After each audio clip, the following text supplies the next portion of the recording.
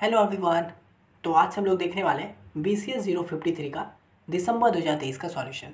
ठीक है, इसका मैंने जून 2023 का भी सॉल्यूशन करवा दिया है, तो आप वो भी ज़रूर देख लीजिएगा। अब चलिए हम लोग देखते हैं इसका क्वेश्चन नंबर 1 का ए। तो ये बोल रहा है what is a वैप, how does a वैप model work, explain it with a diagram. ठीक है, तो देखिए ये 5 मार्क्स का क्वेश्चन है। तो चलिए हम देखते हैं। तो वैप मतलब क्या होता है। तो देखिए वैप stands for wireless application protocol. ठीक है, it is a standard protocol that allow mobile device like smartphones and tablet to access internet content and services. Web provides a consistent way to browse and interact with web application on various wireless network and device with limited bandwidth and processing power.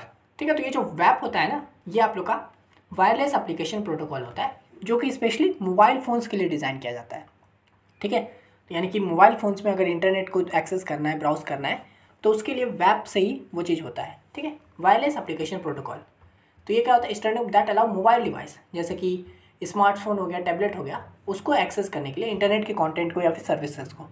ठीक है, तो वही कहता है कि interact करो web application से, wireless network ये रहता है। ठीक है, तो इस तरह से स्पेशली फ़ोन के लिए किया जाता है, मोबाइल डिवाइस के लिए।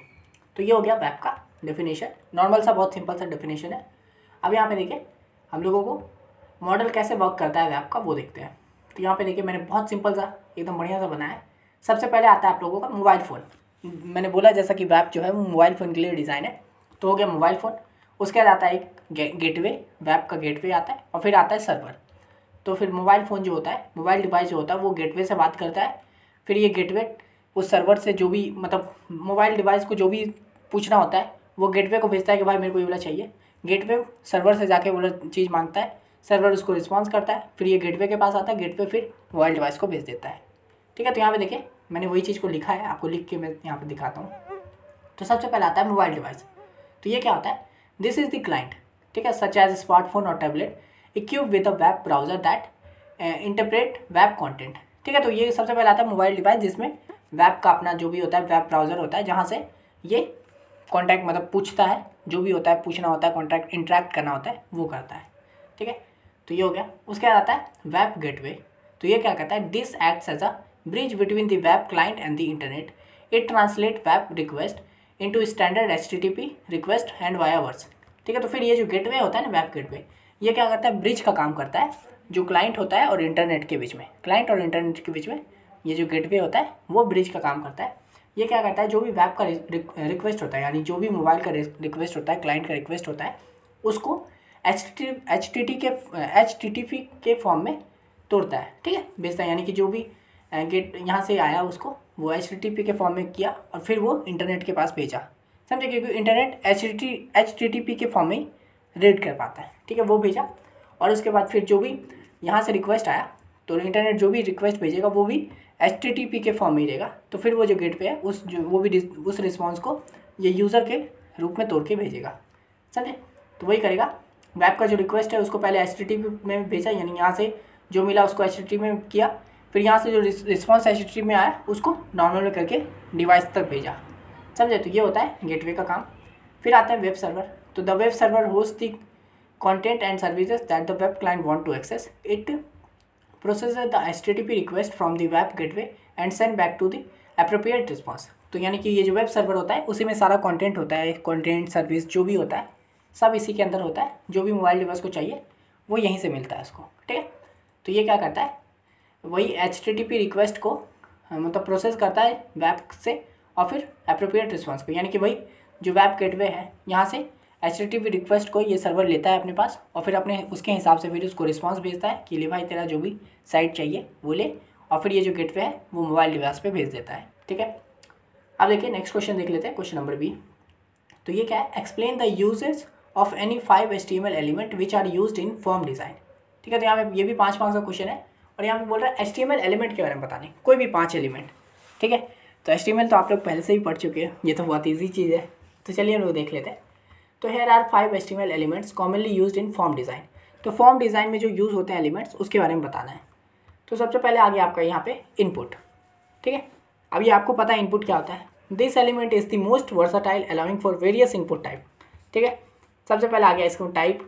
इनपुट का जो भी, अगर आप इसका जून 23 का देख के आ चुके तो आपको पता होगा इनपुट टाइप में क्या होता है, टेक्स्ट, ये सब, ठीक है। तो ये क्या होता है कि ये जो एलिमेंट होता है कि ये बहुत वर्सेटाइल होता है, ठीक है। ये अलग अलग काम कर सकता है, जैसे कि allowing for various input types, ठीक है। इनपुट का अलग अलग टाइप को एक्सेप्ट करने के इसका यूज़ होता है। जैसे कि टाइप अगर टेक्स्ट है तो सिंगल लाइन टेक्स्ट इनपुट है ना, अगर टेक्स्ट डाल दो टाइप में तो टेक्स्ट वाला लेगा, यानी जो भी लिखो ABCD वो सब ले लेगा। उसके बाद अगर टाइप को पासवर्ड कर दो तो पासवर्ड इनपुट लेगा, है ना, मास्किंग द कैरेक्टर। तो वही अगर पासवर्ड अगर कर दोगे इनपुट टाइप को पासवर्ड, तो फिर जो भी आप लिखोगे वो मतलब मास्क हो जाएगा, है ना। जैसे आप कभी पासवर्ड टाइप करते हो तो जैसे वो पासवर्ड की जगह पे क्या हो जाता है, डॉट डॉट डॉट लिखाता है, तो वही कर देता है। उसके बाद फिर अगर टाइप ईमेल कर दोगे तो email input with basic validation, अगर ईमेल कर दिया टाइप को तो आप ईमेल ही एक्सेप्ट करेगा। अगर मान लीजिए आप नॉर्मल कुछ लिखोगे तो वहाँ पे एक पॉपअप आ जाएगा कि ईमेल के फॉर्मेट में लिखो, वही यानी कि @ लगाओ, वो सब, है ना। उसके बाद अगर टाइप नंबर कर दोगे तो न्यूमेरिक इनपुट लेगा। तो अगर नंबर हो गया तो उस पर सिर्फ नंबर जाएगा, आप ABCD कुछ नहीं लिख सकते, समझे। तो इस तरह से क्या होता है, इनपुट होता है जो कि अलग अलग इनपुट एलिमेंट को लेता है, इनपुट वैल्यू को लेता है, टाइप को, ठीक है। ये हो गया पहला। फिर दूसरा है लेबल। लेबल क्या होता है, this element associates a label with the form element improving accessibility end user experience, ठीक है। तो ये लेबल क्या होता है, नॉर्मल जो भी एलिमेंट बनाया हो ना, ये जो भी अगर इनपुट है उन सबको अगर लेबल में करके रखोगे तो उसको यूज़ करना ईजी रहेगा, ठीक है। उसको एक्सेस करना आगे ईजी रहेगा। मान लीजिए कुछ चेंजेस करना होता है, CSS लगाना है या फिर जावास्क्रिप्ट उसको कुछ करना है, तो अगर वो लेबल में रहता है तो उसको आसानी से यूज़ कर सकते हैं, ठीक है। तो ये हो गया associate a label with a form element. उसके बाद आता है सेलेक्ट। तो देखिए this element creates a drop down list of options, ठीक है। तो ये सेलेक्ट के बारे में भी हम लोग जून 23 में पढ़ चुके हैं। तो ये सेलेक्ट क्या करता है कि ये करता है drop down list of option, यानी कि वो एक ड्रॉप डाउन बॉक्स बना देता है जहाँ पे बहुत सारे ऑप्शन रहते हैं, उसमें से अपना जो भी चूज़ करना होता है वो चूज़ करो, ठीक है। उसके अंदर आता है, इस सेलेक्ट के अंदर ही आता है ऑप्शन टाइप। ये क्या करता है, defines and individual options with in the select list, ठीक है। तो इससे क्या होता है कि ऑप्शन, वही जो भी ऑप्शन आप लगाना चाहते हो सेलेक्ट के अंदर, वो सब हम लोग ऑप्शन के अंदर लिखाता है, ठीक है। उसके बाद आता है टेक्स्ट एरिया। तो टेक्स्ट एरिया क्या होता है, this element allow user to input multiple lines of text. तो इससे क्या होता है कि यूज़र बहुत सारे टेक्स्ट मतलब लाइन लिख सकता है।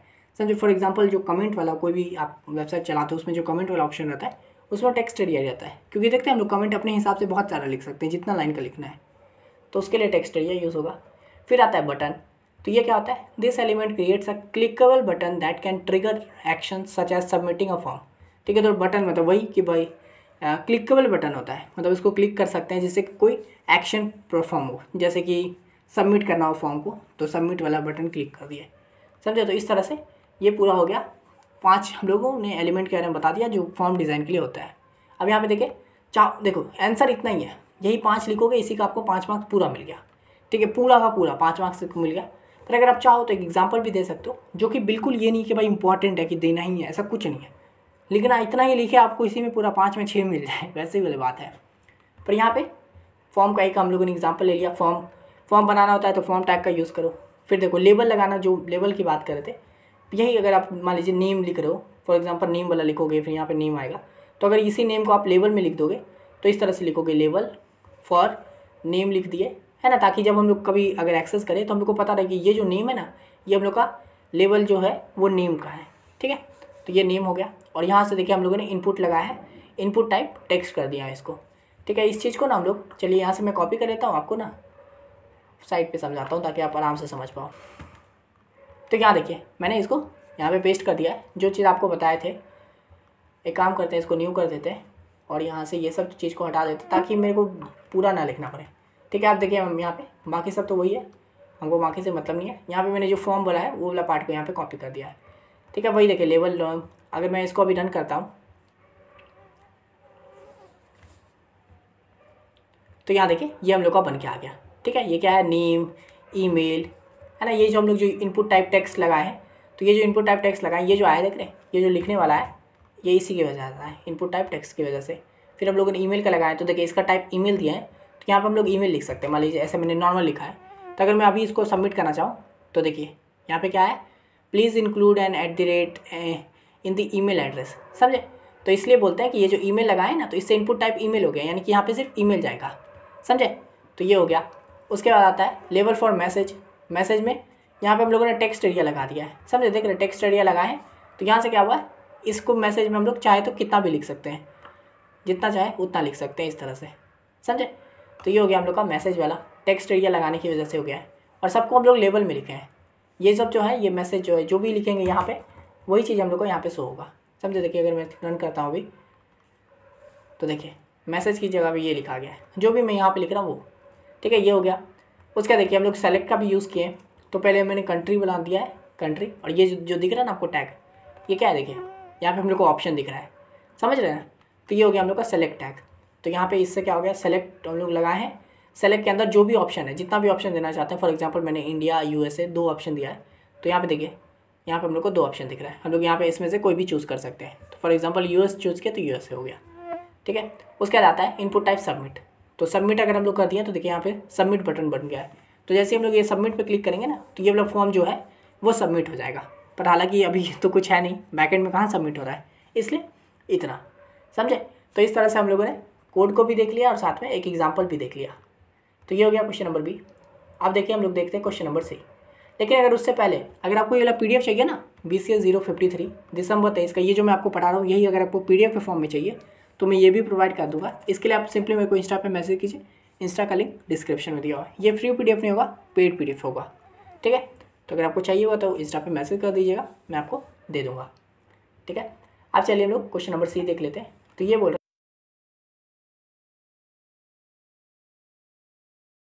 है what is document object model, draw the node 3 of HTML DOM, ठीक है। तो ये भी देखिए 3 मार्क्स का क्वेश्चन है और ये भी बहुत इंपॉर्टेंट है, आते रहता है, ठीक है। डॉक्यूमेंट ऑब्जेक्ट मॉडल, ठीक है, DOM के बारे में पूछता है। तो देखिए क्या होता है, the document object model is a programming interface for HTML XML and other web document, ठीक है। It represents the page as a tree structure of a nodes where each node represents a part of the document. This tree structure allows JavaScript to manipulate and the structure, style and content of the document. तो यहाँ पे normal समझिए कि ये जो document object model होता है ना, ये एक प्रोग्रामिंग इंटरफेस होता है HTML के लिए, समझे। नॉर्मल HTML के लिए प्रोग्रामिंग इंटरफेस होता है। ये क्या करता है, जितने भी पेज होते हैं ना उसको ट्री के फॉर्म में दिखाता है, ठीक है। स्ट्रक्चर नोड, जितने भी पेज होते हैं, जो भी कंटेंट होता है उसको एक नोड के फॉर्म में दिखाता है, ठीक है। जहाँ पे each node represent a part of the document, यानी कि यहाँ पे जितने भी नोड होते हैं वो आपके कोड का कोई पार्ट को दर्शाता है, ठीक है। नोड मतलब जैसे ये जो है ये आपका एक नोड हुआ, ये एक नोड हुआ, तो बस सब जो नोड होते हैं वो आपके पेज का कोई पार्ट को दर्शाता है, समझे। तो इस तरह से यहाँ पर हम लोग लिखे, देखिए सबसे मेन है ये वाला चीज़ है, 3 मार्क्स आपको इसी का मिलने वाला है, ये समझे। तो देखिए नॉर्मल कोड आप लोग जो HTML का कोड लिखते हो क्या होता है, डॉक टाइप HTML है ना, HTML हेड, देखिए ये सिर्फ बेसिक चीज़ है, ये आपको आता ही होगा। हेड हो गया, फिर हेड के अंदर टाइटल आता है, फिर हेड बंद हुआ, फिर बॉडी आता है, बॉडी के अंदर जो भी लिखना है वो लिखो, फिर बॉडी बंद होता है, ठीक है। तो देखिए ये जो लिखें इसी का सबसे पहले क्या है, डॉक्यूमेंट। डॉक्यूमेंट के अंदर आया भाई हम लोग का HTML के देखिए HTML ये है ना। HTML के अंदर क्या होता है, हेड आता है, फिर बॉडी आता है ना। तो इसलिए HTML के अंदर हो गया हेड बॉडी, समझे। फिर देखिए हेड के अंदर क्या आता है, टाइटल आता है, और भी बहुत सारी चीज़ आ सकता है, पर हालांकि टाइटल ही आता है हेड के अंदर। तो देखिए हेड के अंदर क्या आ गया, टाइटल। और फिर टाइटल के अंदर क्या है, तो यहाँ पे देखिए मैंने टाइटल का नाम लिखा है सैम्पल DOM। यहाँ पे अगर आप टाइटल का नॉर्मल लिखो तो माई डॉक्यूमेंट या फिर माई टाइटल, समझे। तो ये जो लिखो ये एग्जैक्ट कंटेंट हुआ, यानी कि समझ रहे हो ना, ये एक तरह से ट्री बना के भाई डॉक्यूमेंट है उसके अंदर HTML के अंदर हेड होता है, हेड के अंदर बॉडी होता है, मतलब हेड और बॉडी होता है, हेड के अंदर टाइटल आता है, टाइटल के अंदर ये लिखाता है, फिर हो गया बॉडी। अब यहाँ पे देखिए बॉडी में बहुत सारी चीज़ें होती है ना, जैसे फॉर्म भी बना सकते हैं बॉडी के अंदर ही, बट नॉर्मल लेना है तो नॉर्मल क्या हो गया, एक H1 ले लिए, एंड H1 क्या होता है पता है आपको, हेडर 1, इसके अंदर मैंने हेलो वर्ल्ड लिख दिया, समझे। H1 को बंद कर दिया, फिर मैंने एक पैराग्राफ बना लिया P नाम से, और मैंने लिख दिया है इसका this is a sample paragraph, और P को बंद कर दिया, ठीक है। तो यहाँ पे देखिए बॉडी के अंदर 2 चीज़ आ गया है, तो यहाँ पे बॉडी के अंदर एक H1 आया है और एक पैराग्राफ आया है, P आया है। H1 के अंदर H1 क्या है, हेडर है, और P क्या है, पैराग्राफ है। तो इस तरह से ये हम लोगों ने टेबल मतलब ये ट्री बना दिया है, समझे। तो अगर आप लिखना आपको यही है, ये चीज़ नहीं लिखोगे तो भी चलेगा, आपको सिर्फ ये बनाना है, समझे। तो बहुत सिंपल सा चीज़ था, कोई ज़्यादा हार्ड नहीं है, ये सब नॉर्मल है, बेसिक है, जो कि आपको पहले से आता है, ठीक है। तो ये हो गया डॉक्यूमेंट ऑब्जेक्ट मॉडल के बारे में। तो बस आप इसके लिए नॉर्मल इतना ही लिख सकते हो, DOM के बारे में डेफिनेशन इतना लिखे, फिर ये वाला ट्री बना दी, बात खत्म, समझे। अगर ये लिख दोगे तो भी बेस्ट है, कोई हार्ड चीज़ है ही नहीं, नॉर्मल सा चीज़ है। तो अब चलिए नेक्स्ट क्वेश्चन देखते हैं। क्वेश्चन नंबर डी ये बोल रहा है what is Ajax, list out the difference between Ajax and JavaScript. 4 marks का क्वेश्चन है, तो चलिए हम लोग इसको भी देख लेते हैं। तो एजेक्स क्या होता है? Asynchronous JavaScript and XML is a technique that allow web pages to be updated asynchronously by exchanging a small amount of data with the server without reloading the entire page. This result in faster, more responsive and dynamic web application. तो Ajax क्या होता है ना, ये एक technique होता है जो अलाउ करता है ना वेब पेज को कि वो अपना जो भी पेज है उसको अपडेट कर ले, समझे, असिंक्रोनसली। यानी कि स्मॉल अमाउंट में, मतलब अगर कोई किसी पार्ट में कोई चेंजेस करने हैं ना, किसी चीज़ को अपडेट करना है, तो सिर्फ उसी पार्ट का वही कंटेंट अपडेट हो, ये नहीं कि पूरा पेज अपडेट हो, समझे। तो इसलिए एजेक्स का यूज़ किया जाता है by exchanging small amount of data with the server. मतलब वही कि एजेक्स का यूज़ करके अगर हम लोग किसी बड़े पेज का कोई कंटेंट को मतलब किसी सर्वर से लाना चाहते हैं, तो वो जो सर्वर से ला रहे हैं, मतलब जो भी एक्सचेंज कर रहे हैं हम लोग इस डेटा को, वही होता है एजेक्स के ज़रिए। इससे क्या होता है कि हम लोग को पूरा एंटायर पेज का जो कंटेंट है वो नहीं उठाना पड़ता है, हम लोग बस जो काम का है वो उठाए, उसको चेंज कर दिए, समझे। ये क्या करता है, इससे हम लोग का जो रिजल्ट होता है वो फास्टर हो जाता है, मोर रिस्पॉन्सिव हो जाता है ना। जो मतलब जो काम का चीज़ है वही सिर्फ अपडेट हो रहा है, बाकी पूरा पेज नहीं हो रहा है, तो ये तो अच्छा बात हुआ ना। तो ये हो जाता है, और साथ में डायनेमिक वेब एप्लीकेशन भी होता है। डायनेमिक मतलब फॉर एग्जांपल टाइम का एक एग्जांपल लीजिए। अगर मान लीजिए आपके पेज में टाइम लगा हुआ है, तो टाइम सिर्फ टाइम वाला पेज अगर चीज़ अपडेट होगा, फॉर एग्जांपल अभी 10 बज रहा है, अब 10:01 हो गया, तो वो जो 10:01 हुआ वो सिर्फ टाइम वाला में चेंज हो रहा है ना, तो पूरा पेज को अपडेट होने की क्या ज़रूरत है ना। तो इससे क्या होता है कि डायनेमिक व्यू होता है। तो ये हो गया। अब यहाँ पे देखिए डिफरेंस बोला एजेक्स और जावास्क्रिप्ट में। तो देखिए सबसे पहले आता है कोर फंक्शनलिटी। तो जावास्क्रिप्ट का क्या होता है, ये होता है programming language for web development. तो जावास्क्रिप्ट का तो आप लोगों को पता ही है, ये प्रोग्रामिंग लैंग्वेज होता है जो कि वेब डेवलपमेंट में यूज़ होता है। और ये एजेक्स क्या होता है, तो ये आपको पता ही है, अभी समझ ही गए, टेक्निक फॉर असिंक्रोनस कम्युनिकेशन। ठीक है, तो ये वही है, असिंक्रोनस कम्युनिकेशन के लिए हम लोगों का ये यूज़ होता है। अगर आप चाहो तो और डिटेल में लिख सकते हो, क्या करना, exchanging small amount of data with the server, ऐसे। ये हो गया। उसका देखिए इसका एग्जीक्यूशन कैसा होता है, तो ये runs directly in the browser. तो जावास्क्रिप्ट जो होता है वो डायरेक्ट ब्राउज़र में रन होता है। और ये जो एजेक्स होता है, users JavaScript to make asynchronous request. ठीक है, तो एजेक्स एक टेक्निक है, वो टेक्निक किसी मतलब लैंग्वेज के साथ मिलकर ही काम करेगा ना। तो ये क्या करता है, जावास्क्रिप्ट का यूज़ करता है, जो भी अपना रिक्वेस्ट करना होता है वो जावास्क्रिप्ट के वाया ही आता है, समझे, वाया ही होता है। ठीक है, तो एजेक्स यूज़ करता है जावास्क्रिप्ट का कोई भी अपना रिक्वेस्ट को करने के लिए। उसका देखिए डेटा एक्सचेंज क्या होता है, तो कैन मैनिपुलेट डॉम डायरेक्टली। तो ये जो जावास्क्रिप्ट होता है वो हम लोगों का जो डॉम है उसको डायरेक्टली मैनिपुलेट करेगा। देखिए डॉम के बारे में हम लोग पहले ही देखें, डॉक्यूमेंट ऑब्जेक्ट मॉडल, यानी कि वही जो भी HTML है, हेड हम लोग का एक डॉम है। ठीक है, डॉम टाइटल में हम लोग का एक डॉम है, तो उसके अंदर माई डॉक्यूमेंट है, उसको डायरेक्ट ये जो जावास्क्रिप्ट चेंज कर सकता है, मैनिपुलेट कर सकता है, यानी कि जो भी चेंज करना हो, है ना। जावा में आप लोग देखे ही हो, पढ़े ही हो, जैसे हम लोग स्टाइल चेंज कर देते हैं, तो मैनिपुलेट कर सकता है ये डायरेक्टली। ये देखिए एजेक्स जो है exchange data with the server in the background. ये क्या करेगा, जो भी है डेटा को एक्सचेंज करेगा, मतलब अभी जो करंट डेटा है उसको सर्वर से, अगर दूसरा है सर्वर से तो उस वहाँ से ले आएगा। तो ये क्या करेगा, बैकग्राउंड में ये सब काम करेगा, समझे, एजेक्स हो गया। फिर देखिए page reloading can cause page reload. ये क्या करता है कि जावास्क्रिप्ट में ऑब्वियस सी बात है, जावास्क्रिप्ट को अगर रन करोगे तो ये पूरा पेज को अपडेट कर देगा, समझे। कोई भी काम अगर इसमें करना है तो अगर उसको शो करवाना है तो पूरा पेज अपडेट होगा, तब वो जो आपने काम किया वो शो होगा। लेकिन एजेक्स का तो आपको पता ही है, does not require full page reloads. तो इसमें क्या होता है कि फुल पेज रीलोड की ज़रूरत नहीं है, ये अपना बैकएंड में जो मतलब जो स्मॉल पार्ट ऑफ चेंज करना है वो कर देता है। ये हो गया।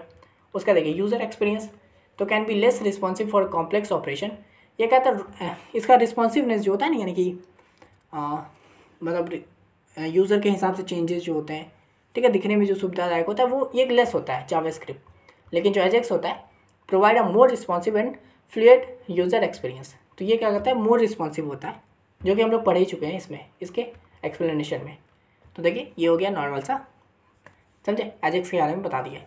तो देखिए मैंने बहुत सिंपल ढंग से लिखा है ताकि आपको याद करने में भी आसानी रहे, ये नहीं कि आप याद ना कर पाओ, समझे। तो ये हो गया। अब चलिए क्वेश्चन नंबर ई भी देख लेते हैं। तो ये है what is CSS, explain embedded style sheet with HTML example. ठीक है, 3 मार्क्स का क्वेश्चन है। यहाँ पे बहुत क्वेश्चन ना छोटा ही छोटा आता है, इसलिए आप आराम से कम आंसर लिखोगे तो भी चलेगा। ठीक है, तो यहाँ पे CSS के बारे में पूछ रहा है और ये एम्बेडेड स्टाइल शीट क्या होता है ये भी पूछ रहा है। तो देखिए जब मैंने जून 23 का करवाया था ना उसमें भी CSS के बारे में पूछा था और उसमें भी पूछा था कि एक्सटर्नल CSS क्या होता है। तो बोलेगा मैंने जैसे इंपॉर्टेंट क्वेश्चन है, टॉपिक जो है आते ही रहता है इसमें, तो एकदम एक बार पढ़ लोगे तो आराम से कर लोगे, समझे। तो ये भी 3 मार्क्स का है। तो चलिए देखते हैं। CSS cascading style sheets is a style sheet language used for describing the presentation and styling of a document written in HTML। ठीक है, CSS आपको पता है क्या होता है, स्टाइल करने के लिए होता है। जो भी HTML लिखो उसमें स्टाइलिंग करने के लिए, कलर करने के लिए उसके लिए CSS का यूज़ होता है। इसका फुल फॉर्म क्या होता है, कैस्केडिंग स्टाइल शीट। ये क्या होता है, स्टाइल शीट लैंग्वेज होता है use for presentation and styling of document written in HTML। वही HTML को प्रेजेंट करने के लिए, डिस्क्राइब करने के लिए यूज़ किया जाता है। CSS enables you to control the layout, colors, font and overall appearance of web pages, allowing you to create visually appealing and consistent design across multiple pages। तो वही क्या करता है, एनेबल करता है CSS कि हम लोग लेआउट को कंट्रोल करें, कलर्स को चेंज कर सके, फॉन्ट्स कर लगा सके और जो ओवरऑल अपीयरेंस है ना वेबसाइट का उसको एकदम सुंदर कर सके। इससे क्या होता है कि visually appealing and consistent design multiple page पे बना सकते हैं हम लोग, समझे। तो इस तरह से हम लोग देखें नॉर्मल सा डेफिनेशन, एकदम सुंदर सा इजी सा हम लोगों ने CSS का डेफिनेशन लिख दिया है। अब देखिए एम्बेडेड स्टाइल शीट के बारे में पूछा है। तो ये क्या होता है, embedded style sheet are defined within the style tag in the head section of an HTML document. This method allow you to apply styles directly to the HTML document without the need of external style sheet. ठीक है, तो embedded style sheet का मतलब देखिए CSS 2 तरह से लिख सकते हैं। एक तो भाई अलग फोल्डर फाइल बना दो CSS का जिसमें हम लोग सिर्फ CSS का काम करें, और एक होता है कि HTML जो लिखे हैं ना उसी में CSS का भी स्टाइल को कर दो। तो जो HTML के अंदर ही CSS का स्टाइल करते हैं उसी को कहते हैं एम्बेडेड स्टाइल शीट। वही लिखे है। ये क्या होता है, इसको डिफाइन करते हैं स्टाइल टैग के अंदर, वो भी हेड सेक्शन के अंदर HTML डॉक्यूमेंट में। ठीक है, ये क्या कहता है, अलाउ करता है कि हम लोग स्टाइल को डायरेक्टली HTML डॉक्यूमेंट के अंदर ही कर दें without need of external style sheet, यानी कि भाई विदाउट एक अलग स्टाइल शीट बनाओ मतलब CSS का, उसके बिना। अब देखिए इसका एग्जांपल एक दे दो बढ़िया सा। तो यहाँ पे देखिए डॉक टैग वही HTML हेड टाइटल स्टाइल। अब यहाँ पे देखिए टाइटल मैंने क्या बोला, यहाँ पे देखिए स्टाइल टैग के अंदर होता है, वो भी हेड सेक्शन में HTML के। तो आप जो स्टाइल लगाओगे वो आपके हेड के अंदर होगा। हालांकि नॉर्मल क्या होता है, हम लोग हेड लिखते थे, फिर टाइटल लिखते थे, फिर हेड को बंद कर देते थे। लेकिन अभी हम लोग को ये जो लिखे ये हम लोग का CSS है, समझे। ये जो हम लोगों ने स्टाइल टैग के अंदर लिखा है ये हम लोगों का पूरा CSS यानी स्टाइलिंग वाला पार्ट है। इसको हम लोग बाद में देखेंगे। अभी देखिए बॉडी पाए, और बॉडी के अंदर मैंने एक H1 बनाया है जिसके अंदर मैंने लिखा हेलो वर्ल्ड, और एक मैंने P बनाया, पैराग्राफ बनाया जिसमें मैंने लिखा है normal this is a paragraph. ठीक है, तो ये हम लोगों ने लिखा है। अब देखिए मैं इसी H1 और P पे थोड़ा स्टाइल करना चाहता हूँ, इसको थोड़ा अलग बनाना चाहता हूँ। तो इसलिए हमने क्या किया, देखिए स्टाइल टैग को ओपन किया हूँ हेड के अंदर, समझे। हेड के अंदर मैंने स्टाइल अपना बनाया। स्टाइल के अंदर मैं क्या किया हूँ, नॉर्मल H1 में करना चाहता हूँ ना, तो यहाँ पे H1 में H1 लिख दिया हूँ नॉर्मल, और इसके अंदर मैं चेंजेस किया हूँ, स्टाइल किया हूँ कि मैं इसका कलर को ब्लू कर दिया हूँ और इसका टेक्स्ट लाइन को सेंटर कर दिया हूँ। ठीक है, ये टेक्स्ट लाइन ये सब बेसिक CSS का कॉन्सेप्ट है। ठीक है, तो ये टेक्स्ट लाइन सेंटर कर देने से मतलब जो आपका टेक्स्ट है वो सेंटर में आ जाएगा, है ना। और उसका देखिए एक पैराग्राफ भी है P, तो मैंने P पे क्या चेंजेस किया हूँ कि इसका फॉन्ट फैमिली को एरियल सेंस सेरिफ कर दिया हूँ, ये मतलब फॉन्ट स्टाइल समझिए नॉर्मल। ठीक है, ये होता है। और फिर मैंने इसका फॉन्ट साइज़ को 16px कर दिया। इससे क्या होगा कि साइज़ जो है वो बढ़ जाएगा। चलिए मैं इसको भी ना आपको इस पर रन करके दिखाता हूँ।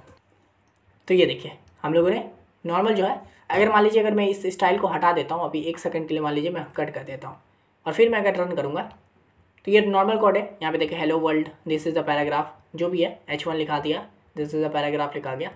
अब चलिए यहाँ पे मैं इसको वापस से ले आता हूँ स्टाइल को। अब देखिए मैंने स्टाइल लगा दिया है, इसमें CSS लगा दिया हूँ। अब देखिए इसको रन किया हूँ तो क्या हुआ है, हेलो वर्ल्ड H1 पे क्या किए थे हम लोग, कलर को ब्लू कर दिए थे, देखिए कलर ब्लू हो गया। और देखिए टेक्स्ट लाइन सेंटर कर दिया, तो देखिए ये जो चीज़ लिखा है ये हम लोग का सेंटर में आ गया है, देख रहे हैं ना। और उसके अंदर मैंने P में क्या किया था, फॉन्ट फैमिली यानी जो पैराग्राफ है इसमें मैंने एरियल कर दिया था, तो इससे ये जो एरियल है ये फॉन्ट साइज़ देखिए बदल गया है। और मैंने इसका फॉन्ट साइज़ को 16 कर दिया है। अगर मैं मान लीजिए इसको 27 कर देता हूँ और फिर मैं रन करूँगा तो देखिए फॉन्ट फैमिली साइज़ हम लोग का बढ़ गया है, समझ रहे। तो स्टाइल कर पा रहा हूँ हम लोग अपने हिसाब से इसको चेंजेस कर सकते हैं। तो इस तरह से आप एग्जांपल एक छोटा सा दे सकते हो, है ना। तो ये हो गया बहुत बढ़िया सा स्टाइल शीट के बारे में हम लोगों ने डिस्कस कर लिया है। तो आशा करते हैं आपको वीडियो समझ में आ गया होगा। इसमें मैंने क्वेश्चन नंबर 1 का ABCDE बता दिए। अगर आपको वाला PDF चाहिए तो आपको पता है क्या करना है, इंस्टा पे मैसेज कर दीजिएगा मेरे को, इंस्टा का लिंक डिस्क्रिप्शन में दिया हुआ है, ठीक है। और अगर बाकी प्लेलिस्ट को भी आप ज़रूर देख लीजिएगा।